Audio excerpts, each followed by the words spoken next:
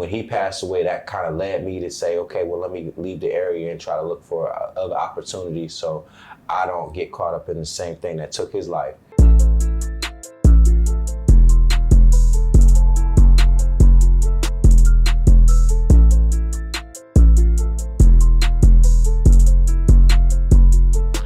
Yo, what's going on? It's Bryndan Sees Bailey, and I'm here with Above Water Level, and I'm here with Top Water Waves.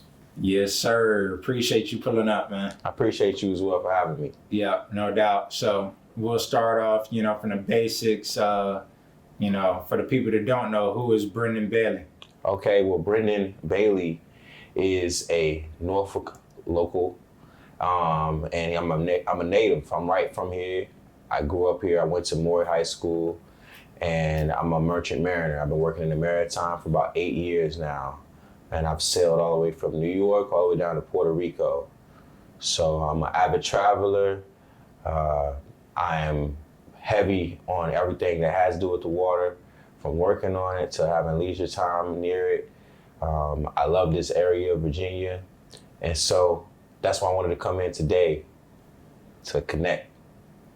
For sure. Yeah, so you already know by the name, Top Water Waves, that we really connect with the water as well.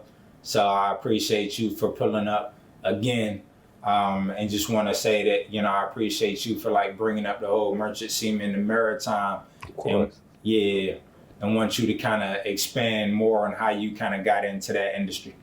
Okay, for sure. How I got into the maritime industry was actually, I had a friend die due to gun violence, and I was going to TCC at the time, right downtown Norfolk. And when he passed away, I had heard about being a merchant seaman before, but not much. I didn't know how or what they did. And after he passed away, I had stopped going to schools as I was dealing with losing a friend, grieving. And this option to actually get me outside of Norfolk came up. And it was to go to a school to become a merchant seaman. And so when he passed away, that kind of led me to say, okay, well, let me leave the area and try to look for other opportunities so I don't get caught up in the same thing that took his life. And that led me into the maritime industry. I went to a school, I wound up getting a degree. So I have a degree in maritime science. I also have a captain's license. And I've been doing this for 8 years now. And the best part about it for me is the travel. Word, okay. So like you said, from New York, Norfolk to New York to Puerto Rico, I guess what has been your favorite spot, that you worked in? Favorite spot. So far, I really like working out of the port of New York. The harbor there is beautiful. It's a city that never sleeps. So whether I have jobs at 1 in the morning, 2 or 3 in the morning, there's always something going on. Getting to see the Statue of Liberty on the water side is really, really cool. And it's just really busy in that port. So it makes the time at sea seem like it's going by very, very fast. Oh. Yeah. Okay, so if somebody wanted to get into the industry and become a merchant seaman, like you said, you went to school for it, how would you go about that process? How to become a merchant seaman? Well, one way is to contact Above Water Level.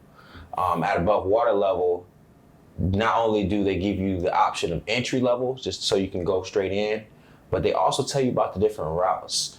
So when I became a merchant seaman and was trying to become a merchant seaman, that's where I got hung up on was what are the different options I have at my disposal going into the industry. And it felt like no one could actually tell me that. So I spent a lot of time wondering, is the route I chose the best way to go about it? So through Above Water Level, they're gonna take that guessing game out of, is there another way to do this thing out of the equation, as well as tell you the keys you need to be successful at sea. Because life at sea is different than life on land. So getting kind of understanding of what to expect out there, what to bring to prepare you for your trip is so important, and it can make this a longevity, a career out of it instead of a short stint. So there are numerous options, but the best way for locals in the Hampton Roads area is to come to Above Water Level because now I can lay all of the ways out on the table for you and show you exactly why the maritime industry might be for you. Or dope. And I know you said preparing, you're an avid reader. Oh, I yeah. see. Yeah. Yeah, from The Secret to The Alchemist. Yeah. Yeah, and much more in between. So, how do you prepare for that? Those stints, whether it's a couple weeks or months at a time, when you go. So mentally, I allow myself to be accepting of like the time that I'm going to be out to sea, as well as time that could I additionally be out to sea, because the transportation industry, which is what the maritime really is unpredictable in the sense of the flow. So essentially, things get delayed all the time, and being okay with the fact that 2 weeks might turn into 3, or a month might turn into 2 months, can kind of help you to grasp everything that potentially you might be expected to come of after the time has already passed where you thought you were coming home. So that's one thing, is just kind of like taking that range, but also kind of expecting to maybe do a little bit more time out to sea. Another thing I do that prepares me is meditation. I'm really big on meditation. I'm really big on visualization, and I'm really big on mindfulness. So inside of working on these ships and boats, there's a lot of confined spaces. You're dealing with a lot of different people's energies. And so I like to make sure I maintain my energy, my flow, by practicing certain things that allow me to really sharpen my own sense of self and how I'm already feeling. And so I'm not displacing anger or taking in other energies, because it is tight quarters. Yeah, definitely. So, speaking of that, I guess I would just say that, that relates to like everyone. So, I do want to, see how just that maritime industry, what you all do, just the hard, long hours that y'all, have to partake in, connects to the bigger picture and just, everyone else. Yeah, so the way the maritime connects to everyone is because the maritime is the shipping industry. So we've all been online, right? And we bought things off of websites, and sometimes the website may say something about shipping and handling towards the end. Well, that shipping that you're actually paying for is the maritime industry, and the handling is the postal work, is how it gets delivered to you, right? So you pay for those two components. So everyone, like I said, a lot of us, we all use Amazon. We're all getting these packages in, and some of our products are made overseas. So that's how you get some of these products that are made in China, or they're made in Japan or Korea or Asia. You're getting them from overseas, and they're being available to us on the grocery store shelves, as well as for delivery at your house. They have to take a ride on a ship. Then once they take the ride on the ship from the country they were made in, they get offloaded by longshoremen. And then once a longshoreman offloaded, they get put on the back of trucks. And the truckers take it to where it needs to go inside the United States. So the shipping industry, the shipping portion, is that first step in that chain that then creates the supply and demand that we're all living in. Dope. So, also, you mentioned it's like $1 trillion industry, the Port of Virginia. Yes, the Port of Virginia is trillion, not billion, $1 trillion industry. No, this is $1 trillion industry, the maritime industry. As of 2021, they cracked $2.2 trillion, and by 2030, we're projected to be at $4.2 trillion. In the Port of Virginia alone, in 2020-21, we brought in $100 billion worth of output sales. So $27.7 billion was for the labor income for our area. So we bring in a lot of products through the Port of Virginia, and we also send out a lot of projects. We create a lot of jobs in the Port of Virginia.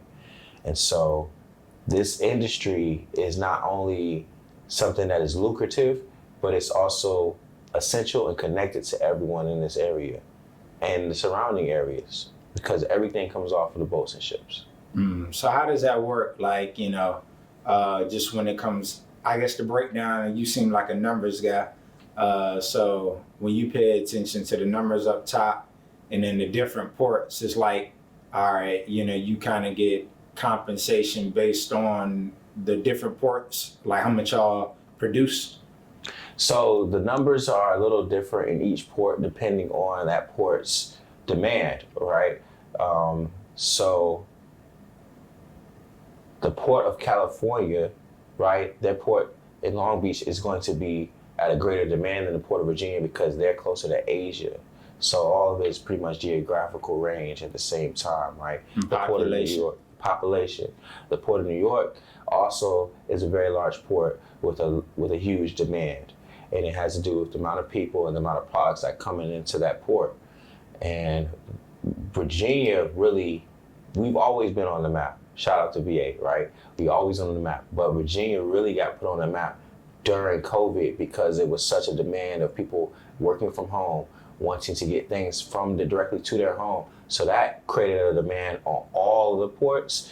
But Virginia was one of the ports that was able to up their numbers up to actually supply that increase at a astronomical range. We actually dug out a channel. We did some dredging in a channel so that way we could get larger ships into our port here. So we made provisions to ensure that our port could sustain the increase that was going to be needed. And so that's why it's just a steadily growing industry that's thriving right now, is because COVID really created that shift that was then needed to create a more dependency on the shipping industry. Dope. So,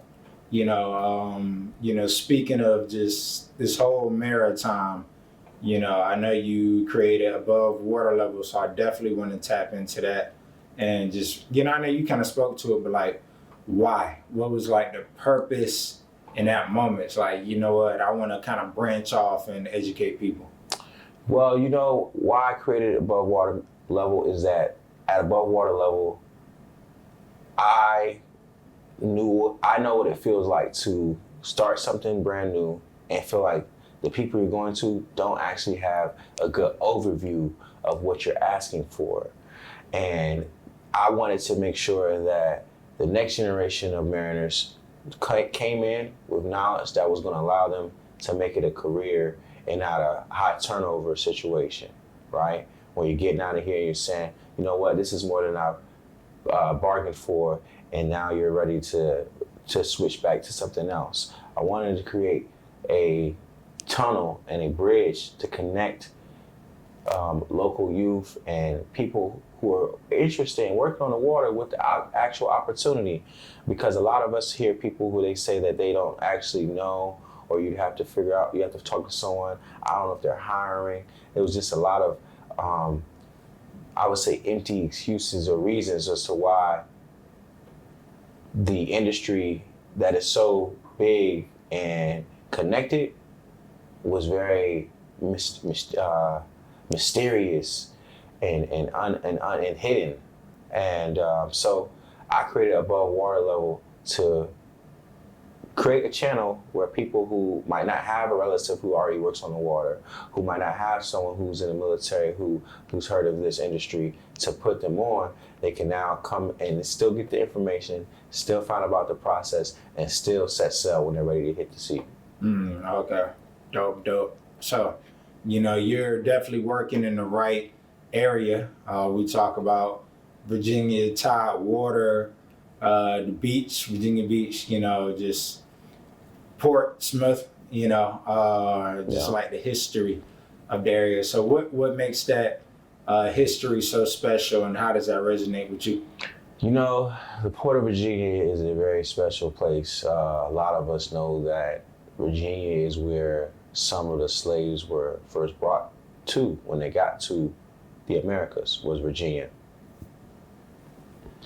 Another part of the history of Virginia that a lot of us don't know is that Virginia is a part of the Underground Railroad. But the part of the Underground Railroad that Virginia is under is the water. So slaves were actually using downtown Norfolk waterfront to escape via ship.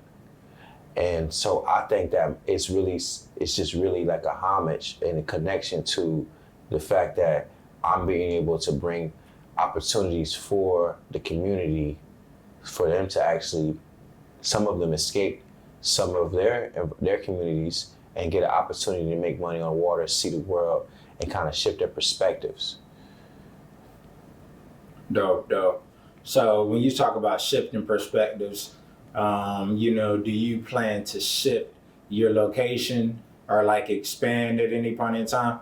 Or Oh, keep it we're local? always expanding because the maritime industry affects the world, not just Virginia. So Virginia is my home. Virginia is a hub. So this is going to be my headquarters, and they can contact me on Instagram at Above Water Level Maritime. They can also contact me via email. But I'm always going to be for Virginia. I'm always going to be supporting the growth in Virginia. But California needs this. New York needs this. Houston needs this. There's countries overseas that could improve their efficiency inside how they're shipping, exporting, and importing goods. Because that's what we're talking about right now. We're talking about the difference between going to your grocery store and saying, why isn't this on the shelf? And the difference between saying, oh, wow, look at the options I have, right? But it has to do with the flow. And that's the transportation industry. That's the shipping industry. And so I'm using Virginia as a place to start the growth, but the growth is going to continue outside of Virginia because we're already connected outside of Virginia. Definitely. So, as you're dispersing all this info, I know you drop your social media. Like, how can people, I guess, reach out to you or like find more info about the maritime industry and just career opportunities? So I'm available for speeches at schools and events and the programs. They can contact me directly. I'm going to have my number available. And also through the social media platforms, if it is a youth, I know that they're more familiar with using those platforms. So Instagram, they can just directly message me and we can set up a consultation and get them started on the process and learning about the opportunities, because it's not just about doing, but it's about knowing what it is available for you to even do and the best way to go about doing that. Definitely. So, also I did want to, kind of add in and ask you about like, your other hobbies. So while you're working maritime, you do have that time off because you're working so much. So like, what else do you like personally get into or you interested in? So I'm glad you asked that, because personally what I like to do when I'm not on the water is be by the water. I know it sounds like what, but I'm really big on water. So I actually live near the water. And when I'm not on the water, I also play ice hockey. I play ice hockey in Chesapeake, chill ponds. And so, of course, ice is frozen water. So again, just always on the water. Also, I like to connect with poetry, jams, and art out here in the local area. So the Chrysler Arts Museum is one of my favorite things to just go and see what they have on display. And some of these spoken word venues I've been to in our local area have been very good. And I just kind of stay in a space that allows me to be creative. So when I'm not working on the water, I am working for above water level, and I am making the connections that need to be made so that way I can be a resource to the community. Dope. Okay. So you got above water, but how about below? Like, are you interested in like the aquarium and just the inner workings of the ocean, like the different creatures down there? I'm glad you mentioned below water because below water is actually my nonprofit. So I'm glad you mentioned below water. I'm very interested with what's below the surface. I'm also interested in helping people who are not familiar with swimming and knowing how to swim, to learn how to swim and to connect with the water deeper, because I do believe that it is a part of us. The water is a part of us. Our bodies are made of water. Earth is majority water. So connecting to water is connected to Earth. And I think that can help people feel back connected and grounded. So I'm really big on not just above water, but below the water. Yeah. And not just external, but internal. So like I mentioned, the mental health things, above water level is also going to talk about the emotional support that you may need going out to sea, emotional support that is available by working inside the industry. And that is the stuff that can allow us to continue sailing successfully.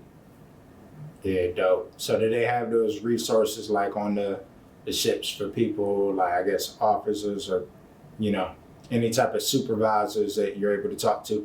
Yeah, they have mental health numbers, hotlines, and we of course, we have insurance, so you can get therapists and things like that.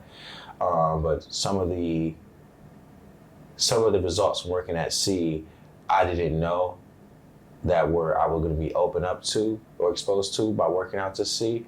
So it's almost like, well, you don't know until you see it, and then you need to talk to someone, type of thing. Versus coming to above water level, hey, you might encounter these type of things. Now, if you do experience it, now you're not feeling alone, but more so understanding, okay, this is a part of what I signed up to experience. And how to approach it. And how to approach it, how to handle it. Dope. Yeah. So also I do want to ask, what is like it being your craziest experience out at sea? My crazy experience out at sea, well, I once lost engines. We lost engines while we were towing a barge. It was about 300 feet. This barge that we're moving, which is a constructed like floating device with no motor on it. It can't actually stop, right? So when we lost steering, we're pulling it, it's coming behind us, and if it gets in front of us, it'll just pull the boat completely under the water. So we had about 2 minutes to get the engines back on before the barge could drift in front of us, and then we were at the mercy of the barge. At the mercy of the barge in the sea. In the sea, that's damn. right. Yeah. Yeah, nah, that's scary. So those are the type of stories that, like, people don't really hear. But it's like, it's necessary to, like, look, y'all really out there putting y'all, lives and work at risk. And what I would say is that, like, a lot of people perceive this as a career that is more dangerous than what they're already encountering. But I would say that a lot of people don't realize the risk that is even in just driving down the street. You know what I mean? Like, there's so many different ways that you can be met with danger. So it's not necessary to avoid industry or opportunity because danger might be there. It's knowing what to do, because a lot of the danger comes from negligence, right? A lot of the danger comes from lack of knowledge, not knowing that you shouldn't do something like that. Now, once you are informed and you're trained, now you can sail safely. Now you can sail successfully. I've been working out there, like I said. Sail and prevail. I've been working out there for about 8 years. I still have all my digits. I know I've never had any type of situation where my life was in direct jeopardy because of natural elements, because we do have like things like weather reports. So if there was a storm, when I sailed down to Key West, Florida, there was storm restrictions on the bridge equipment we were moving down there. They were building a bridge down there. So because of the storm restrictions, once the weather got inclement, we wound up coming into a harbor and we stayed attached to land until the storm broke. So there's all types of different things that are in place now inside our industry that really put safety first for the mariners out there. Because of course, everybody wants to return home to their family safe. Nice, nice. Yeah. You gotta live to sail another day. That's right. Yeah, wave after wave. Exactly. Yeah, so you do got a podcast, correct? I do. Yeah. Wave After Wave is a podcast, and that podcast is just more so for mental health and certain perspectives that I have accumulated from working on the water. Because reflection led to my resurrection. It was at a certain point in time that I realized that inside of working for the maritime industry, that I'm not just my vessel, but I am the sea too. So that's where my name Seas comes from is because I was able to see differently. I went out to sea, but then I started to see at sea. So that's where my Wave After Wave channel comes in, which is just giving people who may have looked at the grass is greener or the glass is half full or half empty, a new perspective, a new way of seeing exactly what they've already experienced. Dope. Nice. So, I guess just my last question would be, when it comes down to, the mental health, that's something we try to highlight.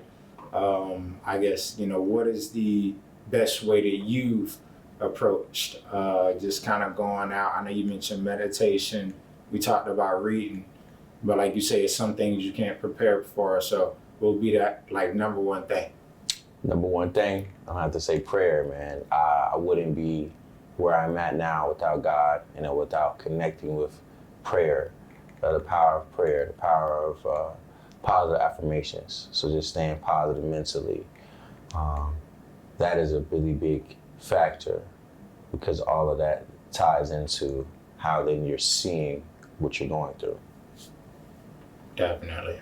Yeah. So definitely can attest to that, Mm-hmm. Yeah, so I really appreciate you pulling up. No problem, man. Love talking about the water. For sure. We gonna have to do a little series or something. Okay, sounds good, set brother. up a collab. But appreciate you talking about the Maritime and just everything you got going on. So y'all, check out, everything above and below the water. We got Bryndan Bailey, and we out. Peace.